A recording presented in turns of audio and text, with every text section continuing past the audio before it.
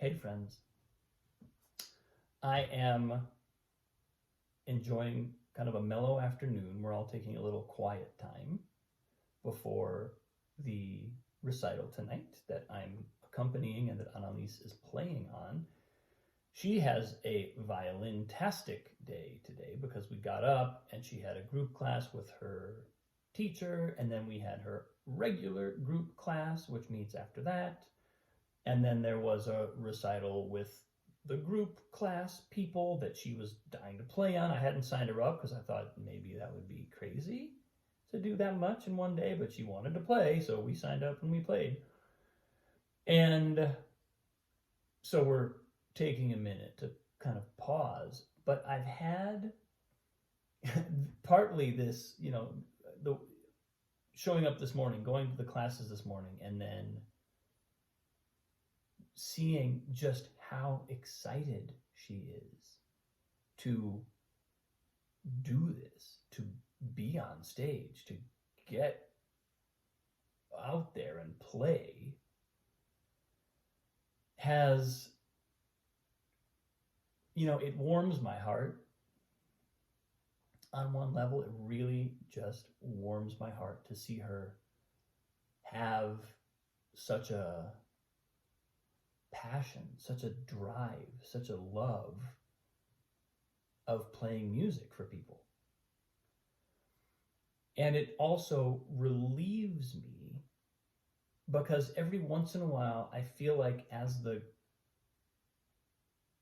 musician parent who's very much, kind of the teacher at home, the accountability, the practice coach. I don't know what words she would use to describe me, but I sometimes, and I've talked about this a number of times, but I get this, I have this worry, I guess, that I'm going to push too hard, or that I'm going to somehow turn her off of music because I push so hard. And, insight A from that feeling is, well, pay attention. Are you pushing too hard? Like, actually just look at what you're doing and kind of evaluate. And of course, I'm doing that on an ongoing basis. But I have also noticed there's a part of me that sort of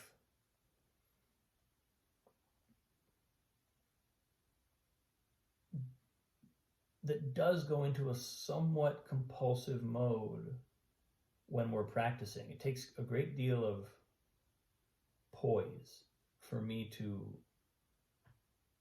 pull back from some of my natural inclinations. And so in other words, there's this consistent concern that somehow I'm going to harm her innate love of music and her drive to do it, her own sort of intrinsically motivated impulse to do this. And man, is it a strong impulse.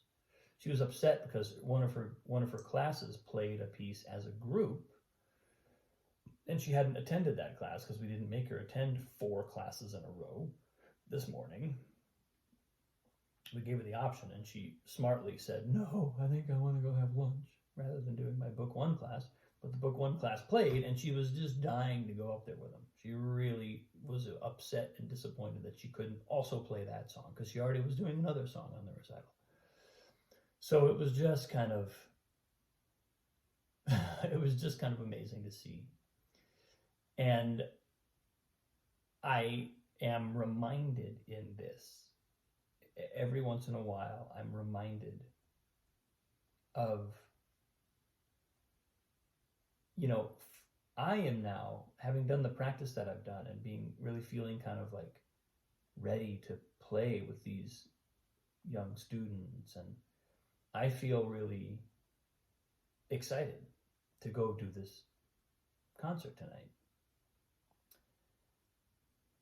And my excitement is an outgrowth of really kind of feeling like I know what I'm doing. I've pushed through the barrier of that I've talked about in several days ago of coming up against it and just coming up against a particularly tricky piece of music for me, and wanting to just kind of like ignore or like basically just go unconscious, just kind of hope for the best. And instead of that, I really leaned in and I really dug in to what this music is, and it really feels comfortable now. So that's really help. It just puts me in a place where now I feel ready to do it. I'm just excited. And as I feel that feeling, I'm also just so grateful and so kind of, it's like I get to resonate with the part of her that is just excited to do this. There's no, now all of a sudden me pushing, what even is that? That's not a thing right now from this space. I'm just excited to play, and she's just excited to play. And that feels so healthy, and it feels, again, it's like it warms my heart, and it feels like a relief, because I do kind of have this internal, we had a really rough time yesterday. She came home and I felt like she really didn't want to practice, and I knew she had to. We hadn't done our practice in the morning because I let her sleep, so we did a session after school, but she's always a little tired after school and kind of cranky and doesn't really always want to dig in and focus. And so we got into a little bit of a tussle, because it was like, well, we need to do this. I can't just like let it go. But also, how hard do I push, and how do I go about, do I just push through it? Do I just kind of like try to force her through it? Usually that doesn't work too well. More often it's like a combination of kind of coaxing and then making the process hopefully as playful as I can. Although the fact is, the level of difficulty that learning an instrument requires, the number of little things, is cognitively demanding. I try to make it fun. I don't always succeed, but I think you can engage in cognitively demanding things without it being onerous. But when you're 5, you've got a limited tolerance for that.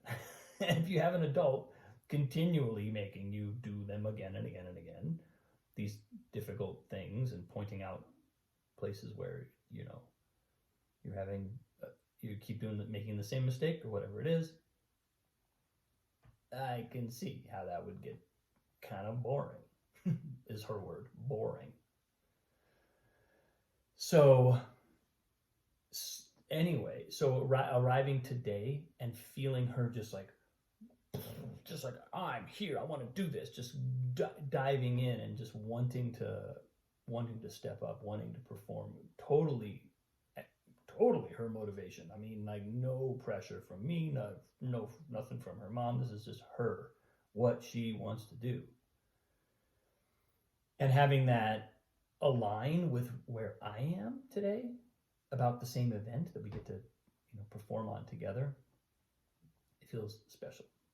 It feels very special. And we have a full moon tonight, so there's this added energy, this heightened, it's going to elevate what's naturally within us, which is something that I've heard Sadhguru say over and over again, and man, if I have not found that to be true. So it could be quite an exciting night. But that's where I am today, folks. It's a violin-tastic day. Thanks for watching. Have a wonderful day. I appreciate you. I'll see you soon.